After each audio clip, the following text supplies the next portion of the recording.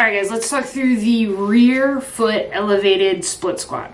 I don't know how many times I had to practice that, but let's talk about just really the setup and the structure of it.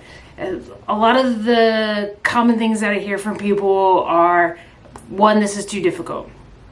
2, is my foot in the correct place? 3, why is this just so terrible? And 4, why do I feel imbalanced? So let's kind of talk through really the movement in itself, and then we'll get into kind of how to set it up and make sure that you're in the perfect position. So first of all, let's look at this video. This is the video of the movement itself.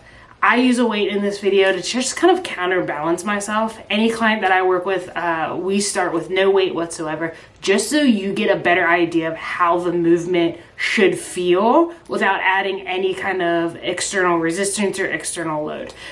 So movement, you do have a foot onto the box behind you. You want to try to drop that back knee as close to the ground as you can. Everyone's range of motion is going to be a little bit different depending on hip tightness, really just overall strength in this movement in particular.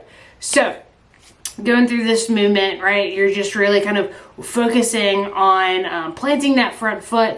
Back foot is onto the box behind you. You can use a bench. Really is what you have available to go through this movement. So let's talk about the setup of it, right? So the perfect setup is you want to actually start on the ground. So you're going to be starting with both knees onto the ground. You're going to elevate just one foot back behind you onto the box. That's going to get you into kind of the perfect like starting position. And then you'll bring the opposite foot up onto the floor so that that knee is up. Now you're in a half kneeling position, right? So you're in a kneeling position. Now you're in a half kneeling position. So this would be step 2. And then finally, you're just going to sit your chest up, press through the foot that's on the ground. Part of the reason why I have a weight here is I kind of leverage myself off of the weight to stand. And then you're kind of in that perfect position, right?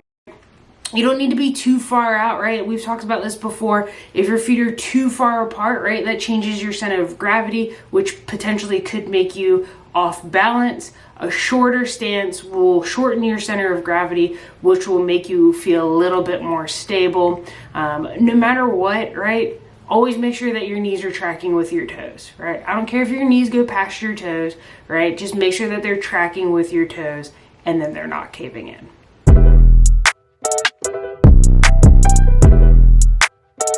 Back in that